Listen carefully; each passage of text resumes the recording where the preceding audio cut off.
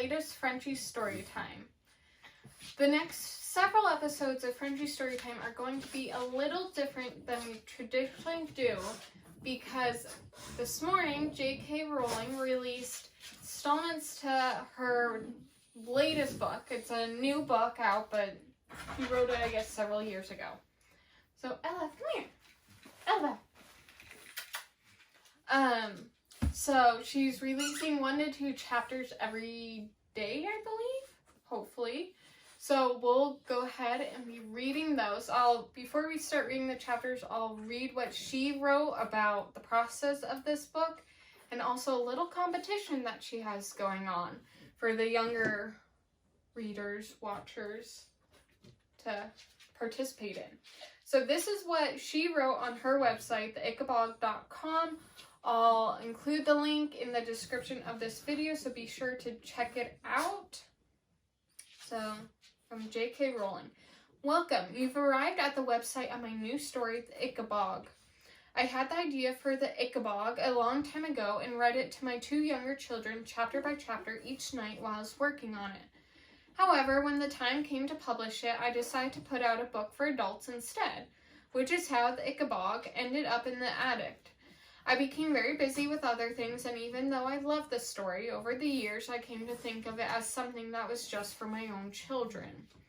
Then this lockdown happened. It's been very hard on children in particular, so I thought I brought The Ickabog down from the attic and read it for the first time in years, rewrote bits of it, and then read it to my children again. They told me to put back in some bits that they'd liked when they were little, and here we are. The Ickabog will be published for free on this website in installments over the next 7 weeks, a chapter or 2 or 3 at a time. It isn't Harry Potter, and it doesn't include magic. This is an entirely different story. The most exciting part for me, at least, is that I'd like you to illustrate the Ickabog for me. Every day, I'll be making suggestions for what you might like to draw. You can enter the official competition being run by my publishers for the chance to have your artwork included in a printed version of the book due out later this year. I'll be giving suggestions as to what to draw as we go along, but you should let your imagination run wild. I won't be judging the competition. Each publisher will decide what works best for their editions.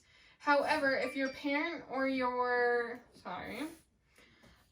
guardian would like to share your artwork on Twitter using the hashtag #TheIckabog, I'll be able to see it and maybe share and comment on it. When the book is published in November, I'm going to donate all my royalties to help people who have been affected by the coronavirus. We'll give full details later in the year. I think that's everything you need to know. I hope you enjoy reading it, and I can't wait to see your pictures. Ella, come here, baby. Ella. Hold on. Ella, come here. Join us for story time.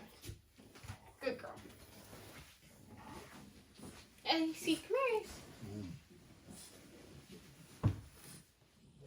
Okay.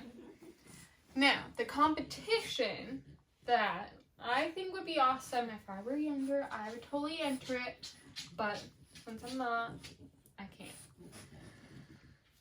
The Ickabog Illustration Competition.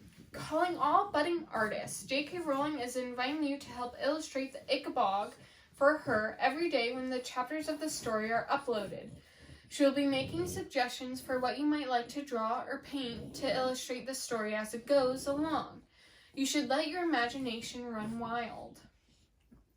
The best bit is, if you're between 7 and 12 years old, your parent or guardian on your behalf can enter your drawings or paintings into the official competition being run by J.K. Rowling's publishers for a once-in-a-lifetime chance to be featured in the Ickabog book, which is published in November.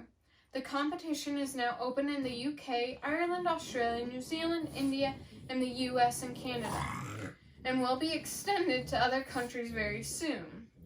Your artwork must be entered by a parent or guardian via the publisher's own competition website in your country. See below. The publishers are going to be judging all the competition entries.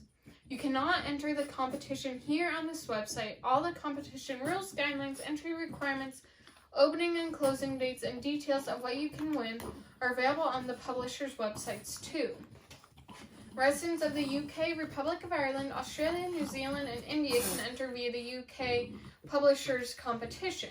Residents of the US and Canada can enter via the US Publishers Competition. So get imagining and good luck. So I've included the link to their website I'm reading from in the description. And then I think you can go from there to the publisher's website to enter your competition. But I would think it'd be really cool to see what you guys are illustrating. So if you use the hashtag on Facebook and Instagram, Creme de la Creme Frenchies, then I should be able to see it as well. And I would love to see and to maybe share it in our stories. So let's now get to the good part and start reading Chapter 1.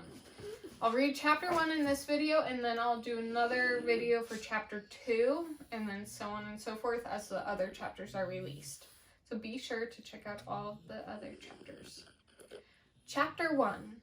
King Fred the Fearless.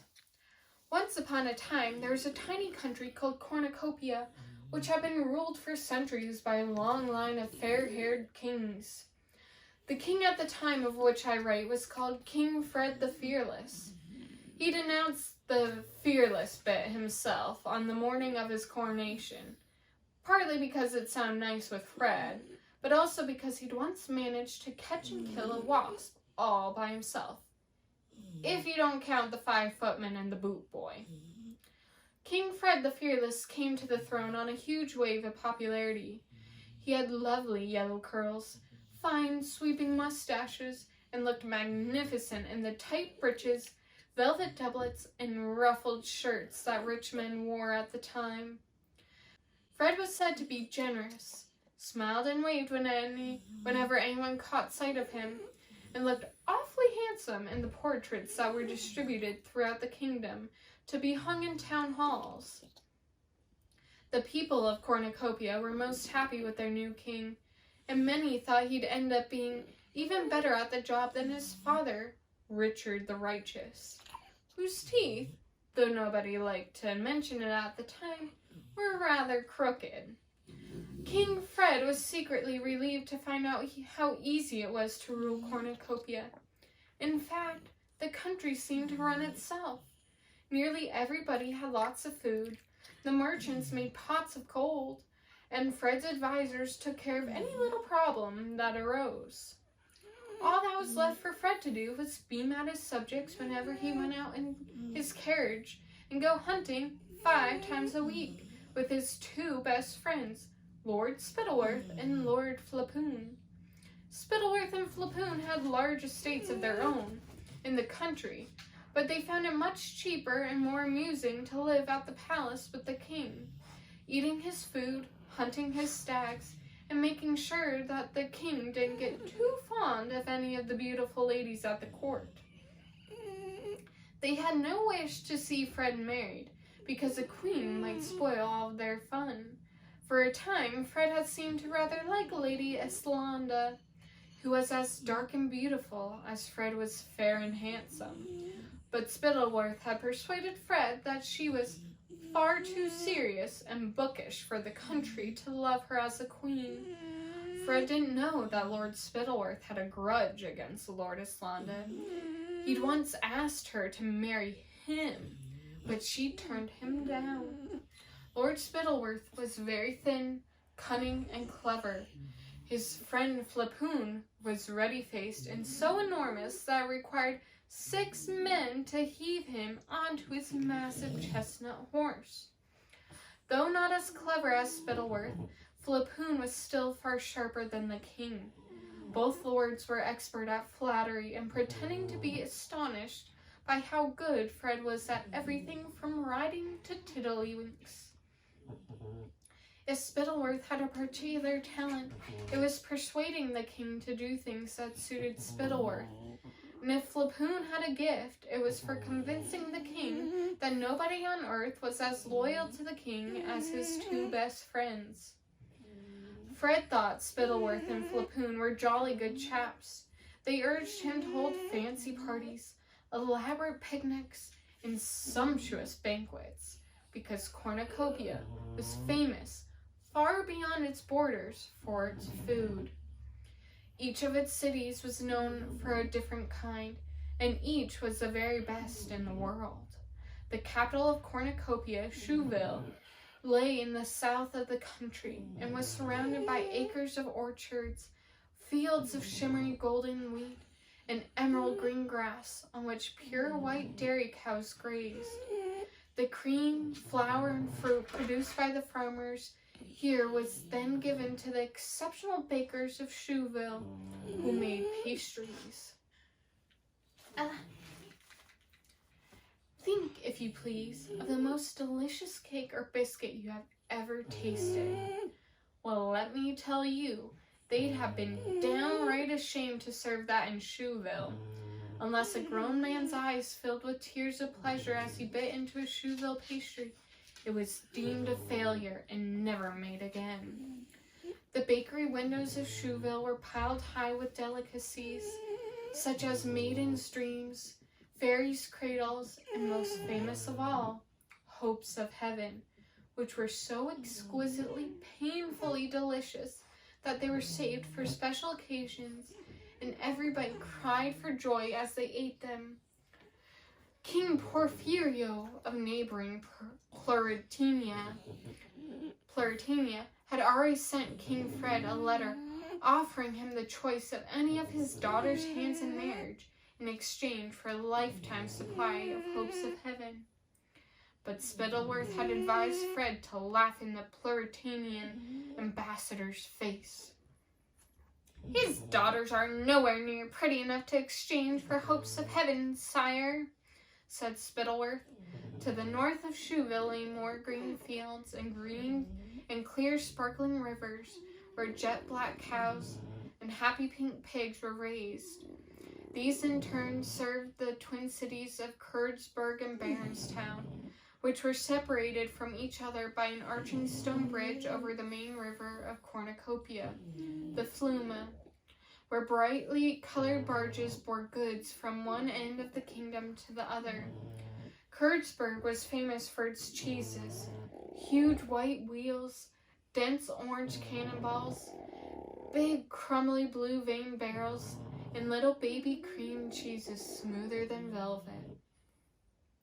Baronstown was celebrated for its smoked and honey-roasted hams, its sides of bacon, its spicy sausages, its melting beefsteaks, and its venison pies. The savory fumes rising from the chimneys of the red brick Baronstown stoves mingled with the odorous tang wafting from the doorways of the Curdsburg cheesemongers, and for 40 miles all around it was impossible not to salivate, breathing in the delicious air. A few hours north of Curdsburg and Baronstown, you came upon acres of vineyards bearing grapes as large as eggs, each of them ripe and sweet and juicy. Journey onwards for the rest of the day, and you reach the granite city of Jeroboam, famous for its wines. They said of the Jeroboam air that you could get tipsy simply walking its streets. The best vintages changed hands for thousands upon thousands of gold coins, and the Jeroboam wine merchants were some of the richest men in the kingdom.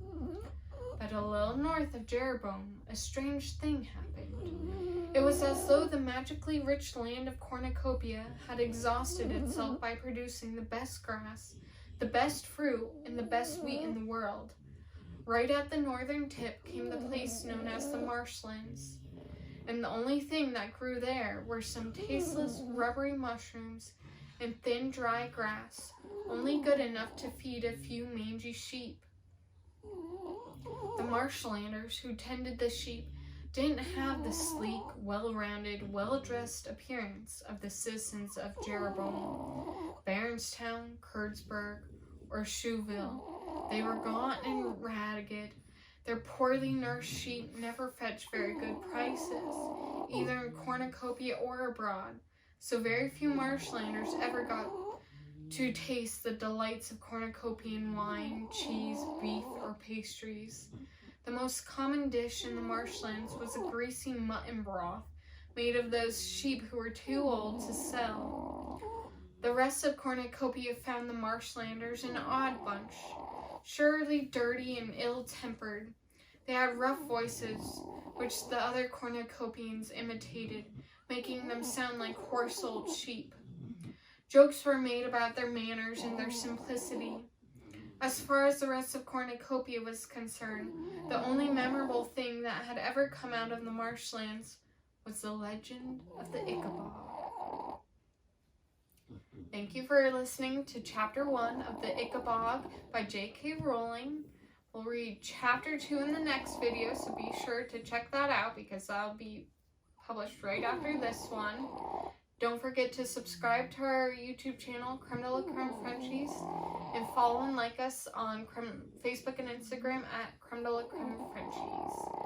We hope you enjoyed the first installment of the Ickabog, and check out that competition because I think that'd be really cool. And yeah, thank you for watching.